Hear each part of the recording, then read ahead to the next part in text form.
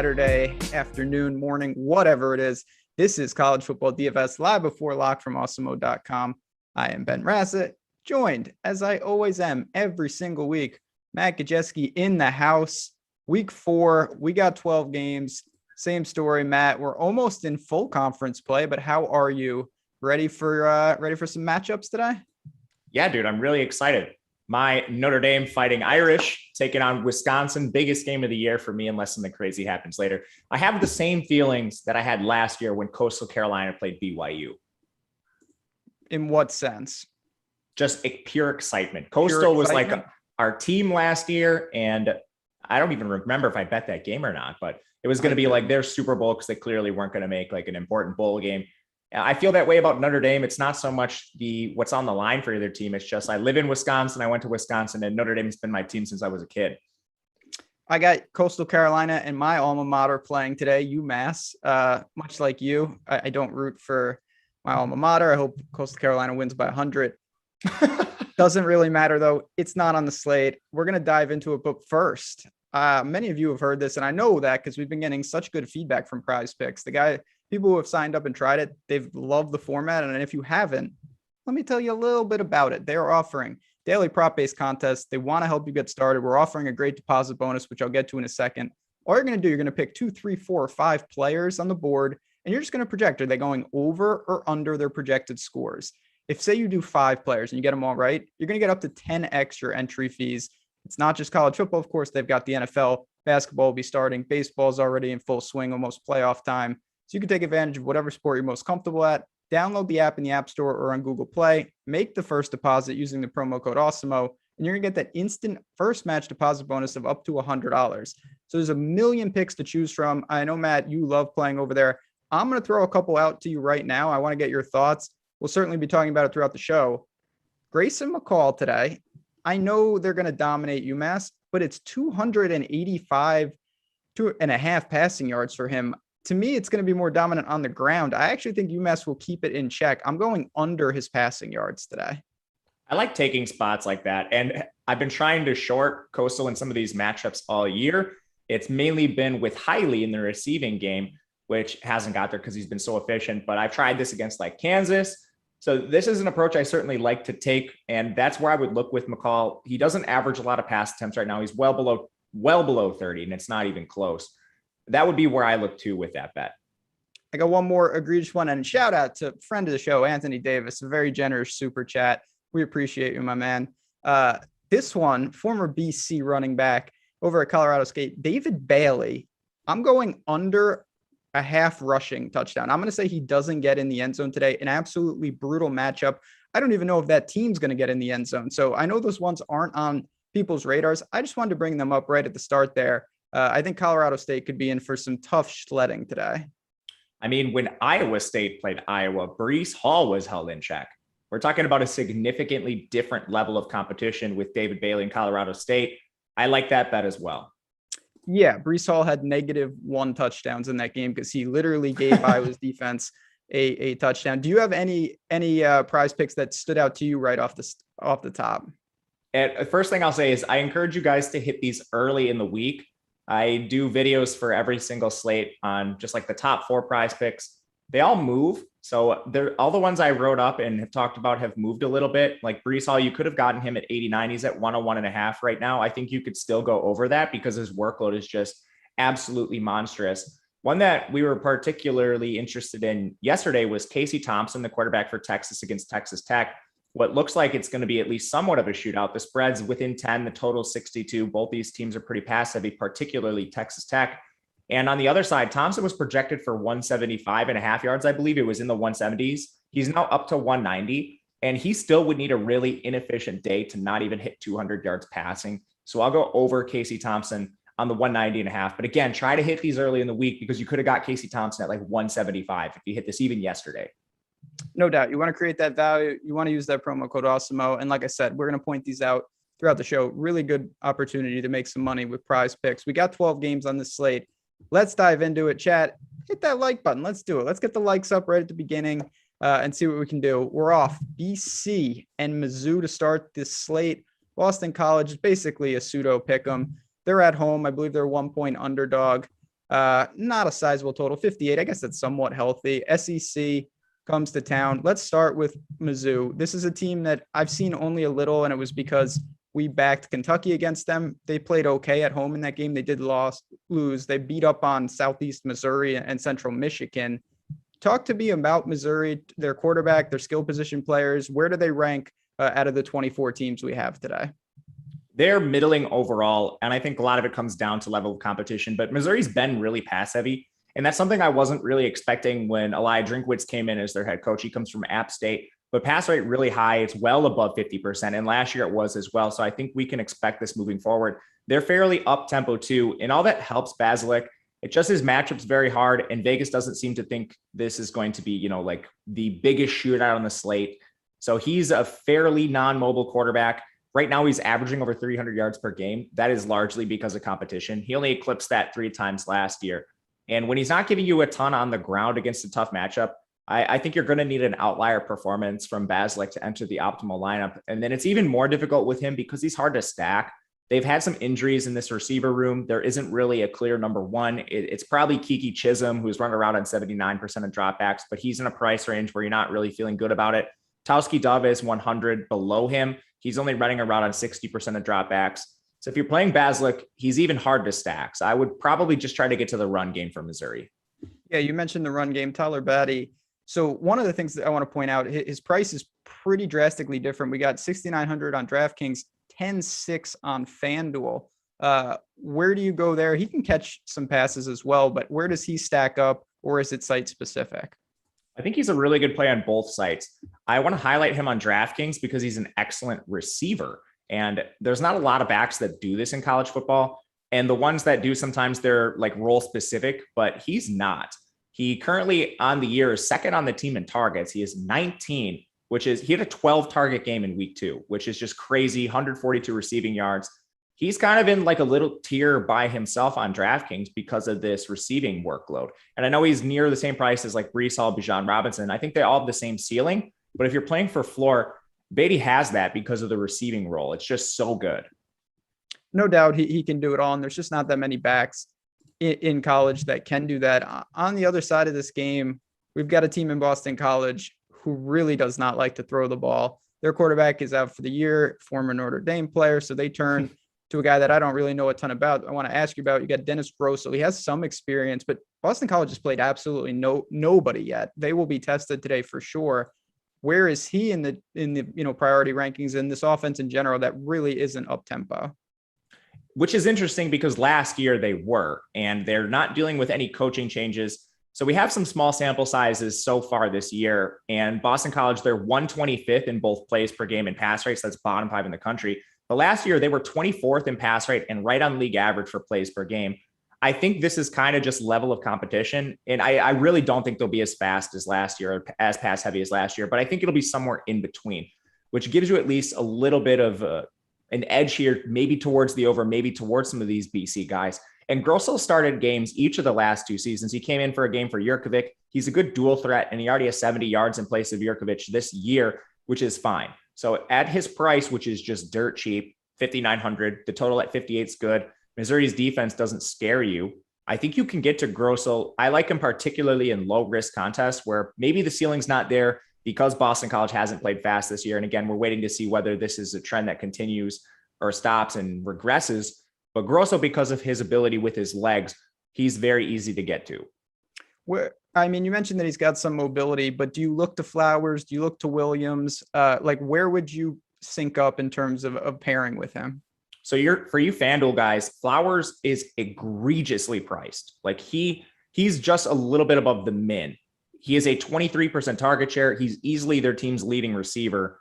And I think it just comes down to Boston College hasn't been in competitive games to start the year. They're playing really slow, which again, I think is going to regress.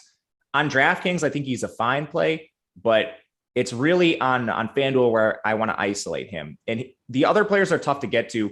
You have Jaden Williams playing a ton, but they haven't had Jalen Gill yet to play this year. He's expected to make his debut. So who comes off the field for Jalen Gill, who was listed as a starter? I think it's probably Jaden Williams, which is why I don't want to play him. It's pretty much just Zay Flowers or maybe a Trey Berry. They're really athletic receiving tight end. But even there, That's nearly a 10% difference in target share. So I think I'm just going to isolate Flowers, and Flowers is an extremely good play on FanDuel. I bet Missouri in this game. I do think that BC is a little overrated just because of the level of competition. I think Missouri will outscore them. I don't mind a little lean to the over. Do you have anything else you want to talk about on this game? I think we hit everybody. Pat Garwell would be the player I'd look to in the backfield. He's a contrarian option that's worth mentioning. In their most recent game, 17 carries for him, 6 for Sinkfield, which is not something I was expecting. But if you look at the efficiency, Garwell deserves to be the bell cow back. He has 237 yards on 36 carries. Neither of Alex Sinkfield or Travis Levy has eclipsed 100 yards yet in 3 games on similar opportunities. So Garwell, he has an opportunity to be the lead back moving forward, and he'll be contrarian. So I do like him. Betting it, I'm considering Missouri. Haven't added it to the card yet, but it was one I was waiting on because you've been getting better and better lines as you waited throughout the week. So I potentially will add this one too. It's a good point by you. The spread is dropped. There's so many games today where I back some road favorites, and I think I walked into a couple traps, but we're going to try to power through it. And this is one. I waited. It got to 1, and I said, okay, this is good enough. I'm not really concerned, but let's keep it going. We got a lot of games here. We'll save some time, though. We got Georgia and Vandy, 35-point spread for Georgia, 54-point total. So that just shows you where Vanderbilt's at. We'll start with the team that's relevant. I mean, what do you expect from a Georgia team that'll be gearing down late? Are they just so obvious that in a low total, you just say, you know what, I'm not going to mess around? Or is there something to break down here? Not really. So their quarterbacks are all hurt. JT Daniels is still battling that oblique injury. He was supposed to split time with Stetson Bennett last week, but Stetson Bennett threw a pick on his first drive. So then Daniels played entirely the whole game, and he did eclipse 300 yards, if I'm not mistaken, but you don't have any concerns here with level of competition. I wouldn't be surprised if you see Bennett or Carson back for part of this game, just because they should. I mean, they're 35-point favorites over Vandy. They use 4 running backs. All of their important receivers are still hurt or battling injuries outside of Brock Bowers. I don't know why they would need to use anybody for a full complement of snaps and routes in the receiving room. Just getting to Georgia, you're banking on somebody getting there with like multiple touchdowns in like a half of football. In this game, I think it's tough to back anybody because of that. On the other side, Vanderbilt seems like the Bowling Green Award winner this week for the most irrelevant team on the slate. Can you get to anything from a team that has obviously a very, very low implied total of 8.5? All right. So Vanderbilt's trying, and they are trying. They have a new coaching staff. So David Ra, he is their head coach now. And Clark Lay is their head coach. David Ra is their OC. Ra comes over from like the Packers and the Cardinals, where he coached wide receivers. He's playing really pass heavy, and they're playing extremely fast, which is different from Vandy in the past. It makes me somewhat interested in their receivers because you could get really cheap, like PPR value. A guy like Will Shepherd has 35 targets this year. That's 12.3 targets per game.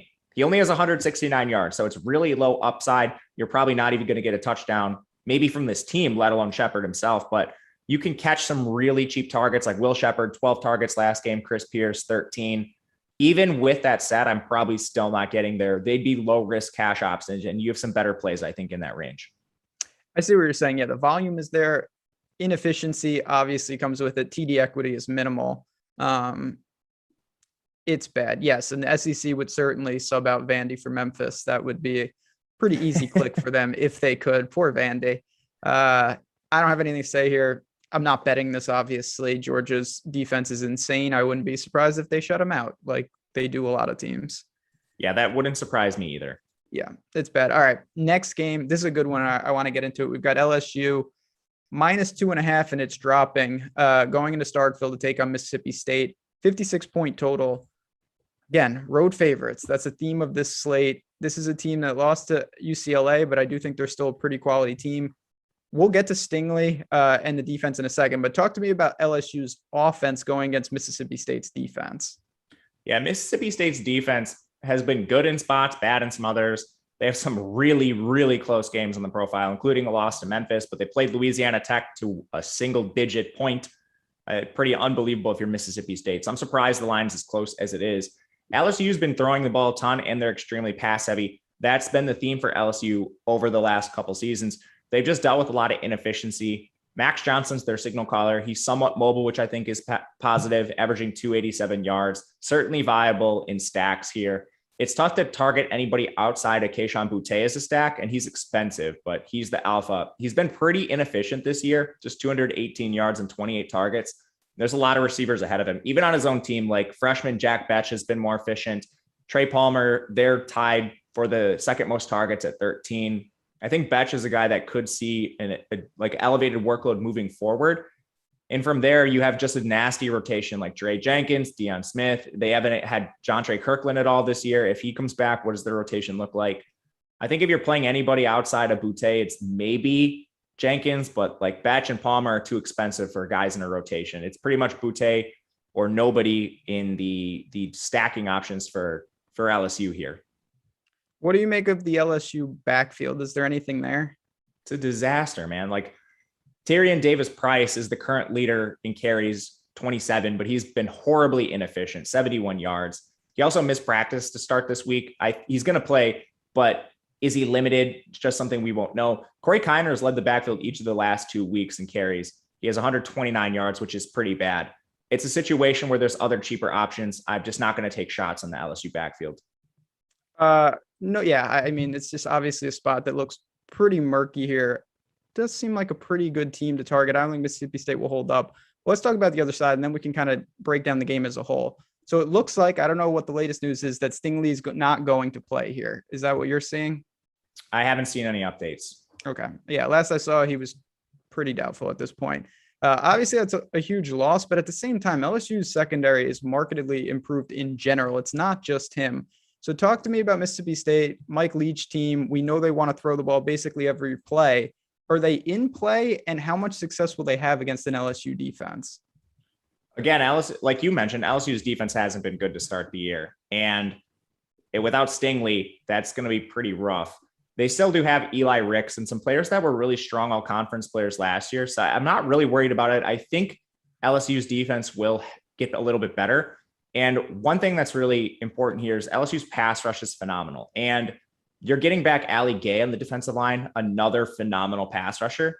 I think with this Mississippi State offensive line, you could be dealing with some issues just with protection and needing Will Rogers to get the ball out of his hands quickly. So that's an issue already, I think, for Mississippi State. With that said, they kind of run an offense that mitigates pressure in their offensive line woes. They're throwing the ball really fast. And obviously with Mike Leach's offense, they're throwing it so often that stacks need to be considered. No doubt stacks can be considered. There's going to be enough value to go around. Let's get this out of the way. Do you see anything with their backfield? Now, Marks is a true pass catcher, but would you go that route in this game, or do you want to stick to the guys strictly on the outside? I'd rather play Dylan Johnson. It's a direct 50-50 timeshare between these guys. And you would really prefer one of them to get all the work. Then they would be fantastic values. But Marks and Johnson are 1 and 2 in this backfield, in this entire team in targets. So they're targeting running backs heavily. With Johnson seeing virtually the same workload as Marks, I would rather just save the 2K and play Johnson. And those are DraftKings plays. Fair enough. Looking at this game, we talked about this on Betting You, which if you guys haven't subscribed, our podcast, exclusive only content, we drop it every Wednesday, available anywhere you get podcasts. Betting You. We've talked about this game a lot. I like LSU in the game. I believe you're on it as well. With Stingley out, of course, it's not an ideal situation, but I still think that LSU's defense will be able to hold this Mississippi State offense in check. Yeah, I've been holding this for a while. So I had the LSU before the Stingley news. I'm not going to hedge out of it or anything like that. Yeah, no, I'm not buying out either. Any feel on the total 56? I have the over in the game. Okay, so you think some points can be put up? Yeah. Okay. I mean, both teams are so pass heavy, and the defenses don't really scare you on either side, particularly Mississippi State's. Anything else from the game? I know we talked about both sides, but any guys like you want to highlight particularly, or just a game that maybe you get some exposure to? So we didn't talk a lot about the receivers for Mississippi State. If you're prioritizing them, Mekhi Polk and Malik Heath are pretty clearly in a tier of their own, which is reflected in price. They're both above 5.9K. That's Heath, and Polk is at 6.2 on DraftKings. If you're punting, Jamar Calvin is running the third most routes at 64%. Austin Williams, fourth, 63. Jaden Wiley's fifth at 56. You have Calvin is the cheapest. He's running the most routes. I would just hit him as a punt play if you're just taking a pure dart throw option for Mississippi State. But Polk and Malik Heath both have immense upside just from raw targets. It's definitely a game. Listen, when you have this much passing volume, there's no doubt about it that you can find some plays. I get it. Let's go LSU. I think they're going to get it done, though. I still feel okay. We're going to be just fine. All right. Texas Tech, Texas, 9-point favorite for UT, 62.5 point total. There's a lot to like here. These are teams that can get up and down. Let's start with the Red Raiders on the other side. How are they going to have success here? It would be a pretty big upset if they're able to get it done. If they do, is there a particular way you think they attack offensively and try to exploit this Texas defense? This line has been wild. It started at 10, moved down to 7.5. Now it's back up to 9.5 in favor of Texas. Texas Tech's a stronger team than people think. They're a team that you and I were backing coming into the year because they had like a 4.5 win total, and they're already 3-0. So hopefully that continues to work as Big 12 play moves on. Texas Tech, we know what they do. They're going to be extremely pass heavy. They're going to be fairly up tempo. And both those numbers are down compared to what we saw last year. That largely has to do with level of competition facing Stephen F. Austin and FIU. Last year, they passed at the 15th highest rate, 55th in plays per game. They're going to be similar to that this year. And they have Tyler Show at quarterback, the Oregon transfer, who's really mobile, something we'd like to see. He's also been extremely efficient, not only with his time at Texas Tech so far this year, but he was pretty good last year. His benching didn't make any sense to me when Oregon decided to go that route. And he's easy to stack. You have a clear alpha, and Eric Ezukanma projects really well. He has a 34% target share, 350 yards to open the year. You have Kalen Geiger, who's emerged as the wide receiver too. He's a transfer coming in. I think those are the top two options to stack. They kind of have a rotation behind them, but you have them at different price points. So I have a lot of this particular stack with run backs on the Texas side. Looking at this backfield, Taj Brooks has been ruled out now. So where does that leave the rest of the carries here? They may be trailing, but is there anyone at some really value type, price tags that we can go to? Yeah, it definitely makes it more interesting, but they're still going to use three backs. So Xavier White, Chadarius Townsend, and SaRodorick Thompson are in this backfield. SaRodorick Thompson only made his debut last week, and he only had 4 carries. He is active in the pass game. If you're taking a flyer on one of them, it's probably SaRodorick Thompson based on what he showed us last year. But early indications are that this will be a timeshare for a team in negative game script. I think the best bet is Thompson, but he's still a dart throw at best. No, not cash viable in your opinion? No. Okay. Looking at the other side of this game, it's only a couple games in, but it's been a weird year so far for Texas. They got rolled by Arkansas. They made the QB change. Then they murdered Rice last week, 58-0. So where does this Longhorns team stand? You've got Casey Thompson. You've got Bijan Robinson. You've got weapons on the outside. How do you think they attack Texas Tech? I think they're going to try to run the ball because they've had no success with their quarterbacks and their offensive line. Their offensive line has been a huge issue. It's the real reason why Hudson Card got benched. Hudson Card was having trouble handling pressure. And now Casey Thompson's in the game, and he's going to start. Not sure how long his leash is. I would say it's probably not very long because Steve Sarkisian's had a difficult time evaluating his skill position players to start the year. Thompson's not as mobile as Card, which is an issue. And it's hard to look at their efficiency because Casey Thompson's lone start came against Rice. So he looks fantastic from efficiency metrics, but then Hudson Card played Arkansas. So it's tough to compare the two. As far as DFS, Thompson has to be considered in this game environment as an unknown. And we were doing this with Card to start the year too. If Thompson ends up being a stud, we just don't know that he is. I think it's doubtful because he didn't even win the job against Card in camp. But if he is, he's going to be way more expensive in the following week. So I'm playing Thompson based on that premise, and the total in this game is pretty good. He's easy to stack with. Jordan Whittington is their leading receiver. He's not very expensive at 5,800. Xavier Worthy is the wide receiver 2 right now. Joshua Moore's been benched. He's only playing rotational role at this point, which makes a ton of sense because he has 39 yards in 3 games. He should not be playing anymore. But what it comes down to is Texas has a really strong run game with Bijan Robinson. I don't think, unless they get down in this game, I don't think they go away from him. He has 52 carries to open the year, 300 yards. He's active as a pass catcher. Bijan Robinson, he's not expensive enough, and he should be the preferred play from here. No doubt. And the thing when you look at these games, to me, I take a little more of what we saw in game 2 with Arkansas. That was a competitive game. Texas needed, when you're up 58-0, Whittington didn't do, he had 1 target last week. That doesn't mean anything. So I like this team. Healthy implied total. Bijan Robinson is an absolute monster. Don't mind really anything from this Texas side. it's not the easiest game to stack, but I do think there are some options. In terms of the betting side, the spread feels about right. I think Texas will win, probably around 10 points. I'm not going to bet it. Seems like a stay away for me. I haven't bet the game either. I do have a fair amount of stacks here, just with the uncertainty on both sides. And the pass catchers are clear and easy to stack. No doubt. Definitely some clear and easy stacking options. I know we're kind of talking about each game, of course, but like where does, looking at the slate, a guy like Casey Thompson, does he rise to the level of maybe one of your two cash quarterbacks? He's not going to be in my cash lineup. Will Rogers is for sure. We talked about him already. Yep. This is DraftKings too. It's different on FanDuel, but Will Rogers just backdoors his way into 300-yard bonuses, even though he's not mobile. So in this price range, which is he's like similar in price to Thompson, I'll be going Will Rogers. Last question from this game. I know they're different positions, but like say it was a flex. Would you go Bijan or would you try to save some money with a guy like Whittington?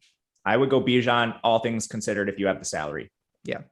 All right. Next game up. This is an interesting one. SMU's a sneaky team.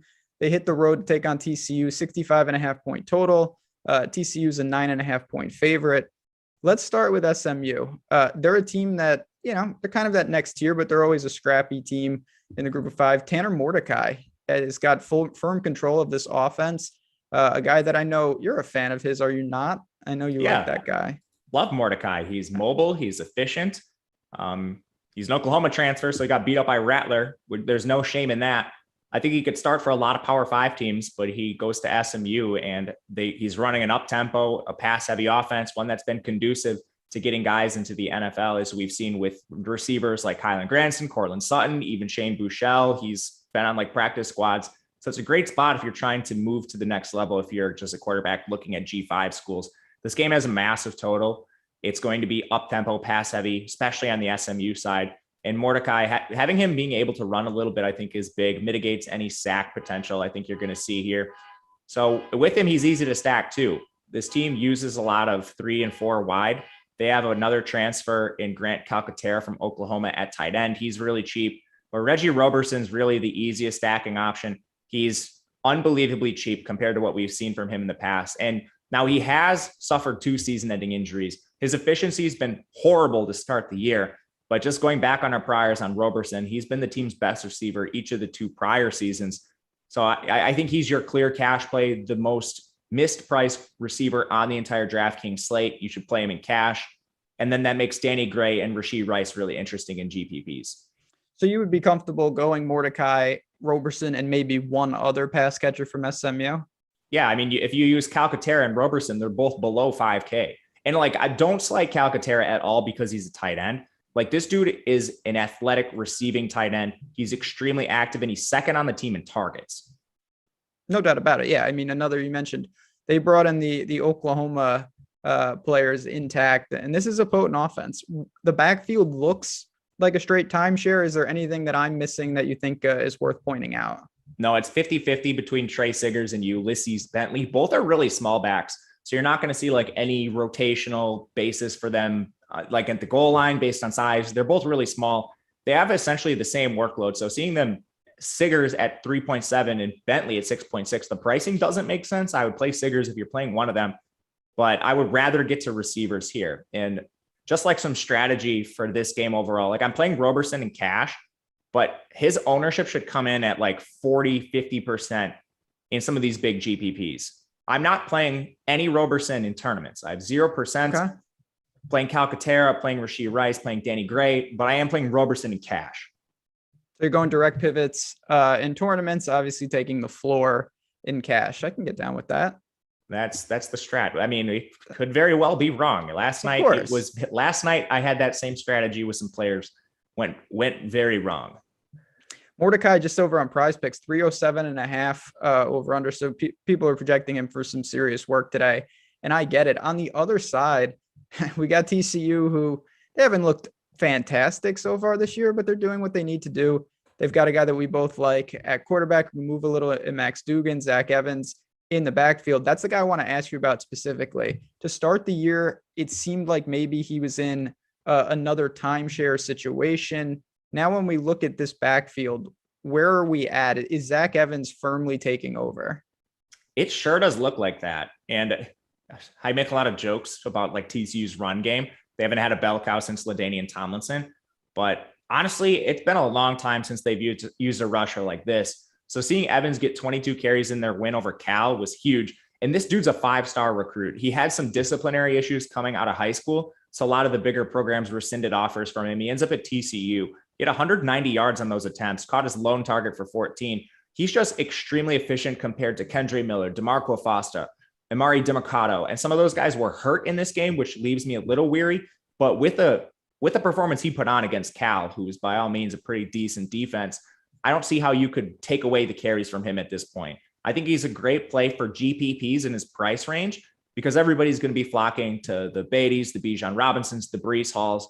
If you kind of flip the build a little bit and play guys like Evans and Chez Mellusi, who we'll get to, I think it could lead to some leverage and some contrarian spots. On the outside, like I said, Dugan is mobile. And yeah, that Cal game, they actually had to come back in that game. They were somewhat fortunate to win. On the outside, you've got Quentin Johnston, you've got David. Like, are there guys you're looking to pair up with Dugan, or are you more targeting him for mobility? How do you see the passing attack for TCU? He's great dual threat. You love Dugan on the ground. He's had over 500 rushing yards in the last 2 years. So you don't need to stack him necessarily. I still probably would in tournaments. If you're trying to find a ceiling, he likely does something through the air. Quentin Johnston's just really expensive. So he's like more expensive than Boutte and some other players on the slate. And behind him, they've used the rotation. So Savon Williams is the wide receiver too, but he's running just 67% of the routes. Blair Conright, Darius Davis, Tay Barber, JD Spielman, Quincy Brown, all rotating in. Very hard to stack this TCU team. I'm going to play a lot of Evans. I'll play some naked Dugan. And when he is stacked, it'll be contrarian with Johnston. Yeah, Evans is the guy for me. I think he's poised 94.5 prop on Prize Picks. I think he can hit the 100-yard bonus today. All right, here's your game. Savor it because you're never going to see this again. You got Notre Dame plus 6.5 not at Wisconsin, but they're playing Wisconsin here. 45-point total, neutral field. It's not a great game though. It's at Soldier Field. For DFS purposes, let's run through it. Notre Dame, what do you think they can do against Wisconsin's defense? I think they'll have to pass. Wisconsin very stout against the run this year in a limited sample, but Penn State, PSU, they were able to get behind them in the defensive backfield. So I think you want to look at some receivers. If you are looking at this game, probably a bad idea. The total's really low. Jack Cohn's hard to stack because they'll cede a few snaps here and there to Tyler Buckner, who's going to just give you a lot more athleticism and mobility. Cohn is a net negative on the ground. So if he doesn't hit the 300-yard bonus, he's going to cause some trouble in your lineups. At the receiver and tight end position, Michael Mayer's their alpha. He's in a price range that's a little high for me. Depending on where you look in this range, you could get a lot better plays. Even if you go cheaper, like Roberson's down there. Kevin Austin's been the top wide receiver behind Mayer. From there, it's Avery Davis and Braden Lenzy. Pretty tough to get to the Notre Dame offense, I think, especially with Kyron Williams increasingly in a timeshare with Chris Tyree. Chris Tyree has siphoned off more and more work every single week, which is hard because Kyron is so active in the pass game that you want to consider him a little bit. But unfortunately, it's just going to be more and more of a timeshare moving forward. And Notre Dame's been in close games. It's not like he's been getting in there in blowouts. Tyree's playing significantly. No doubt about it. They've been in very tight games, and that's why they're underdog here. On the other side, listen, Wisconsin's never going to be a great DFS team. Is there really anything to talk about here with Mertz or the running backs or really anybody? Definitely not the pass catchers. Don't play Mertz. Don't play any receivers outside of maybe GPPs, but even there, I don't like them. But they did use Chez Mellusi like Jonathan Taylor in week 1, and they played Eastern Michigan in week 2. So I'm not trying to make too much of that, but Chez Mellusi had 31 carries in week 1. He absolutely dominated on the ground. And if he doesn't get there with efficiency, he always can fall back on that volume. I think they will continue to do that moving forward because of how good he was against Penn State. There's always the worry that Berger comes in and siphons off a few carries, but there's at least the upside for Chez to be like that Jonathan Taylor level workhorse back. And Chez already showed it once. He showed it in week 1. So I will be playing him in this range as well. I like him and Zach Evans a lot from like the mid 6Ks. Yeah, mid-range running back. It's just not a stackable game. I think that's pretty obvious. It could be points at a premium style. So we'll keep it moving here. This is a weird game. I wish this wasn't on the slate. Boise State, Utah State. Dude, it has the highest total. No, I don't have time for these teams. Boise State, 9-point favorite, 69.5-point total. I don't really understand Boise State. First of all, I feel like they've played 10 games already. I distinctly remember them playing a lot of different opponents. they've been in some wild games. Last week was a bizarro one. They lost by 1 point to Oklahoma State, where it was a scoreless second half. They lost a crippling game to UCF to start the year. And then UTEP's very, very bad. But talk to me about Hank Beinmeier. Talk to me about these pass catchers. You got to assume points are going to be put up here. Yeah, I think they will be. Bookmakers are indicating that as well. Bachmeier is a solid quarterback to target. He's not mobile, which is a bit of an issue, but he's not a guy like Will Rogers or Jack Cohn that's going to take significant negative yardage. He should be around 0, which is okay. And he's stackable because of the game environment. I don't think a lot of people are going to go to him in this range. He has a clear alpha in Khalil Shakir, who's still a little bit underpriced. Shakir has 335 yards and a 30% target share. And he only played half of week 1's game because of an injury. So this dude has immense upside. I think he's overall probably the best wide receiver on the slate to target. They're just going to feed him a massive workload. Behind him, Stephen Cobbs has been injured. He is warming up already for this game, so it looks like he'll play. But I'm not sure how much. Boise State they're one of the worst teams with injuries in college football. I want to highlight, just because Cobbs is warming up doesn't mean he's going to play. They did this with George Halani in week 1, where he went through full warmups, full pads, just later in the game, he's on the sidelines in sweats. Boise does this all the time. And if Cobbs doesn't play, Octavius Evans is going to step into a bigger role. I would be more comfortable playing Evans than Cobbs just because of the injury shrouding that situation. So in a game like this, yeah, it's a pretty healthy total. You've mentioned some of the pain points for Boise. Where do they rank in terms of like stackability? I think they're good in tournaments. I am stacking Bachmeier in this game. There's easy runbacks on the other side, which we'll get to. Halani is really contrarian. He hasn't played much this year, but he's working himself ahead of Habibi Lukoya and Andrew Van Buren, which makes sense. Like, those guys are some of the least efficient running backs in the entire country. I wish the coaching staff here was like, Andy Avalos is not good at evaluating his talent. And I don't like that he doesn't give you any injury updates. But to play Habibi Lukoya, who's like his boy from Oregon, and Andrew Van Buren, the mainstay in the offense from a few years ago, over Halani is like egregious. Yeah, I don't really get it. You kind of brought that to my attention, that this is a team that for one reason or another just really doesn't put their best foot forward in that realm. And it can be a pain point for this, but obviously we still have to look to them here. On the other side, Utah State, again, this is a team that is a little confusing at times. They had a weird game against North Dakota earlier in the year. Where do they stand? Can they have success against Boise State? Yeah, they've played well. I think they've exceeded expectations, and they're extremely pass heavy, extremely fast, which is good. And it bodes well for a game against Boise, who's given up a ton of points this year and will score themselves. So for shootout potential, it's fantastic. The issue is the quarterback rotation has been tough. And Logan Bonner did separate himself from Andrew Peasley, but Bonner got banged up. And I'm not sure if that's going to limit him in this game. Like, the Utah State coaching staff likes to use these QB platoons. Bonner just played so well that it didn't really make sense to get Peasley on the field outside of gadget plays anymore. Because of the health, he's going to come in with virtually no ownership, I think. And you could stack Bonner. Again, he's super risky because he might come on and off the field with Peasley. But in a game total like this, with clear stacking options, like Devin Tompkins is their alpha. He already has 36 targets, 386 yards, which is phenomenal. Justin McGriff is really cheap, and he's their number 2 receiver. And I mean, I know Brandon Bowling, the Arkansas State transfer, has a lot of targets, but he's only running a route on 49% of dropbacks. McGriff is way above that. So McGriff, to me, is the wide receiver 2, and he's 3,900. A pivot off of maybe like a Roberson or something if you're playing the Utah State shootout instead of the SMU shootout, and they're at near price points. And again, I think Roberson's the better play overall for like cash, but if you're just looking for pivots in that range, I'm going to play some McGriff down there, but I like the Tompkins and Bonner overall stacking option for tournaments just because of the uncertainty. And so this is a game. Will you anticipate having any like full on stacks where you have both quarterbacks in a game like this?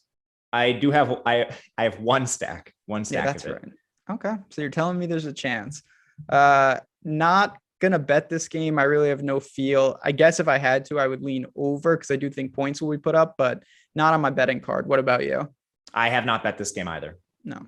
Okay. And I will say, rattling off of these stats, looking at all these teams, all that information that Matt uses that you may have seen previously with him, we have it housed at Awesemo. It's behind the paywall. You can go and get that. We've got the projections. We've got ownership. Ownership's a little wacky today. Don't worry. We have best people in the business working on it. We appreciate you guys with that. Sometimes it gets a little crazy, but we got you. And Matt's deeper dive article, which is the best college football article on the market. It's not even close. It's been free. Normally it's going to be behind the paywall. So again, awesemo.com/join. No reason to not do that. It is a great time inside the ropes. You get to yell at us in Slack when I recommend very, very bad things at times, but we keep it moving. Man behind the glass, Tyler, his game, Texas A&M -5, not at Arkansas, but they are technically on the road, even though the game's in Arlington. 47-point total. Texas A&M lost their quarterback early in the year here, so they had to turn to the backup. He looked okay at times, but where does that leave this offense? Is it just now the Spiller show, or can we really rely on the pass catchers as well? It's going to be tough for A&M. Calzada, the early returns haven't been great, but I just want to highlight, like, he's only played a couple games. Sometimes these guys improve. So if you're taking shots in GPPs, he's pretty much an unknown still at this point. I mean, he's been kind of bad against some bad teams like New Mexico. So I think he's extremely risky, but because he's a little unknown, you can play him. He's tough to stack. I mean, Anai Smith has been very good. He suffered a concussion last week. We'll see if he plays. I'm expecting him to. Wider Myers, they're technically their wide receiver too. He plays tight end. He's really cheap at 4,300. Then you're dealing with some injuries. So a guy that stepped up last week, Damon Demas, I'm not sure if I'm saying that correctly. He had 6 targets and he turned it into 100 yards. So he's the next man up, I think. And I'm probably not getting to anyone past that. Overall, this game is a pretty low total. Texas A&M implied for just 26.5 points. Even Spiller is tough to get to at this point. He's splitting time with Devin Achey, who's playing very, very well in his change of pace role. Like, I don't think they should take him off the field. It's tough with Spiller being super efficient himself at his price in a timeshare. I would rather just find the $300 for Evans from TCU or the $500 to get to Chez Malusi for Wisconsin. So no real Calzada is certainly not a priority for you. He's not a priority. I think you can play him in some tournaments. I have a little bit of this game, but it's mostly like secondary correlations or one-offs. I have some Weidermeyer. He's the guy I have the most of in the receiving game, and it's not a lot. On the other side, Arkansas has been they definitely been a surprise. You and me had talked about that they were going to be better. It was just a murderous schedule, and most of that hasn't happened just yet. They beat Texas. That was very impressive. All their games have been at home. KJ Jefferson leading the team. You've got Treylon Burks. You've got Treylon Smith. Where do they go here against a Texas A&M defense that could cause some problems for them? Yeah, and I expect them to. With KJ Jefferson, he's really cheap, and you can always fall back on his mobility. So anytime you have a quarterback in these sort of matchups with low totals, if they're rushing quarterbacks, I'm still willing to take some shots on them. Jefferson, on the ground, he's been pretty good this year. So he's somebody I think you can get to, already 180 yards, really cheap at 5,700. And I don't think stacking him is a terrible option either, because you have a very clear alpha receiver in Treylon Burks, who has a 35% target share. And Arkansas hasn't really been in competitive games. Even the Texas game was kind of out of hand pretty early in that game. So Burks hasn't seen quite as many targets as maybe he should at this point in the season. He's somebody I think we can look to in stacks with Jefferson. So this is how I'm getting to like some Weidermeyer. I have a couple GPP stacks of Jefferson to Burks, Weidermeyer on the run back, and some of the cheap pass catchers. And outside of that, I'm not playing anyone in this game. Pretty low total. How do you see the game going? Another one where I think it's going to be a very competitive game. I did not bet it. I didn't bet it either. I would take Arkansas if I had to, but I'm not going to take the game. Yeah, I'm with you. Will be interesting to see if they can move to 4-0. All right. We got 4 games left here. We still got 15 minutes. We're going to be just fine. This is one of the big traps of the day, even though I'm going to probably fall in it. Louisville going to Tallahassee to take on just a Florida State team that is in shambles. The line is sinking like a rock. I don't understand. Seems like everyone would be hitting Louisville, yet it's down to pick 'em. So something is up here. This is a classic reverse line movement type situation, but we're going to talk about Louisville nonetheless. They've got an explosive quarterback, one of the best dual threats in the country. He was on full display in their last game against UCF. Talk to me about Malik Cunningham and where he ranks on today's slate. I think part of the line movement might be due to him. And it's been kind of cloudy on what was his deal last week. If it was cramps or he actually pulled something. But this Louisville team has been very impressive, at least on offense to start the year. Cunningham, excellent dual threat. He can get there with his legs, which is fantastic. So I don't think you have to stack him. He kind of projects right in line with some of the better quarterback plays on this slate up at the top. So I think he's fine. The game environment's pretty good overall. So I think Cunningham naked's not even a bad idea. And in that same vein, like Jalen Mitchell got banged up in that game as well. So maybe this is why there's been some line movement here. I'm not exactly sure. It doesn't make sense to me either. I'm holding Louisville as well. But Jalen Mitchell, he's their lead back when healthy. They're not really getting Hassan Hall involved anymore. So Mitchell's only competition is coming from Cunningham himself. And Mitchell's not expensive. Cunningham is about where I would price him. But you can get to Mitchell certainly as a slight favorite at 5,100 with a pseudo bell cow workload, decently active in the pass game.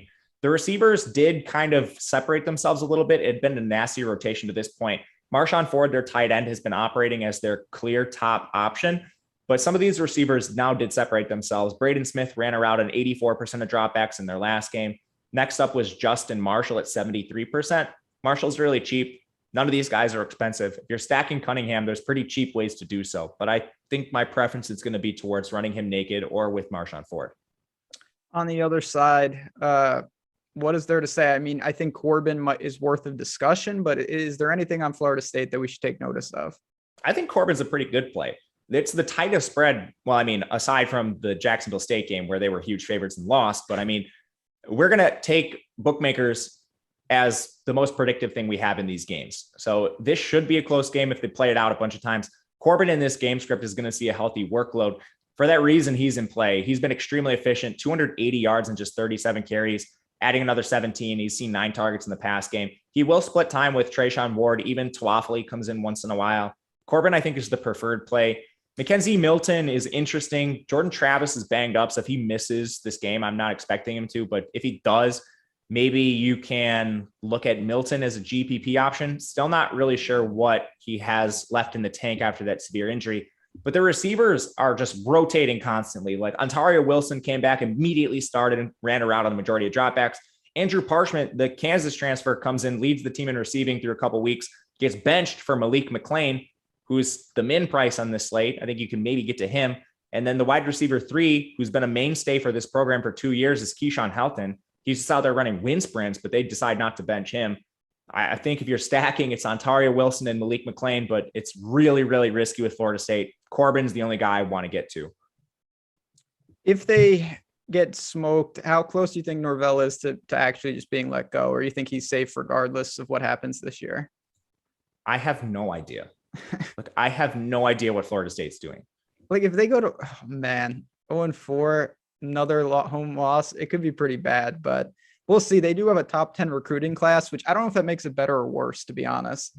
So I think it makes it worse. Like when you have those guys, you're supposed to perform. Yeah, I'm more with you than not, honestly, but that's for another show for another day. Malik Cunningham, yeah, make sure you get word on these guys, but we haven't seen anything. The line is moving, but we're not sure why. So keep that in mind. Let's keep it going. We're going to stay in the ACC, though. Clemson, 10-point favorite. Going into what could be a somewhat tricky situation at NC State, 47.5-point total. That just shows you where Clemson's offense is so far this year. They're just not firing on all cylinders. They got, just smothered by Georgia. No shame in that. But then they scored 14 points against Georgia Tech. There is some shame in that, not going to lie. So where are you at? They still have, of course, big-time playmakers.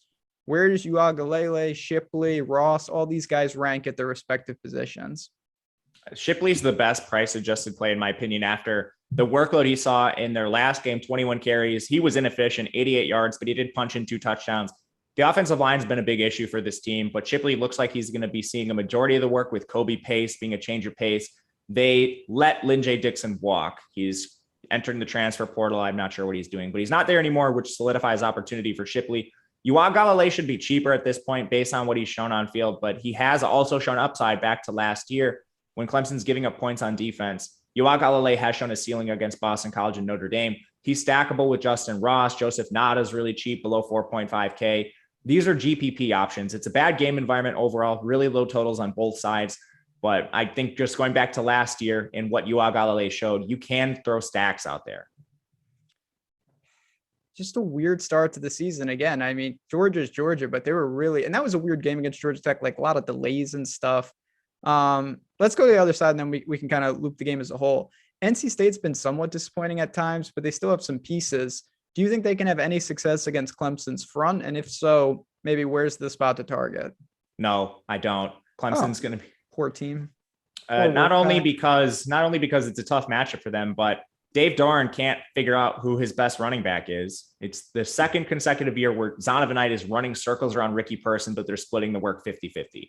It's egregious and fireable offense at this point, even though he's been somewhat productive as a head coach. Like, I just cannot stand for player or coaches that do not play their best players. And don't get me started on Lincoln Riley. Thankfully, we don't have to talk about him today, but Devin Leary is not very mobile. The offensive line has been up and down, which is going to be a problem against Clemson. They don't use their best running back. They're using a receiving timeshare with like MZ, Carter, and Thomas all playing like 70 to 75% of the snaps, with like Porter, Rooks rotating in. You're just not playing any NC State. You and me really should be able to coach a team. That'd be fun. I can tell you, I would use Marvin Mims if I had him. Yeah, so would I. Can confirm, but that's the difference between you, me, and Lincoln Riley. That's the only difference at this point. All right. Iowa State, 7-point road favorite at Baylor in Waco, 46.5-point total. I guess this could be viewed as a track game, a little sleepwalk game. I think Iowa State's going to outclass them. The last time I said that on a show, Iowa just laid the wood to this team. But where are we at here? Another methodical total. You've got Purdy, you've got Breece Hall. Is this a team we want to target, or do you say, you know what, 12-game slate, we don't need to get this cute? I think Breece Hall is your play. He's much cheaper than he's ever been, and he's going to see like 25 to 30 carries in the game. He's like Will Rogers. He probably backdoors his way into a 100-yard bonus, even if he's not efficient. And then he has the upside to just rack off an enormous game. So Breece Hall is the best play.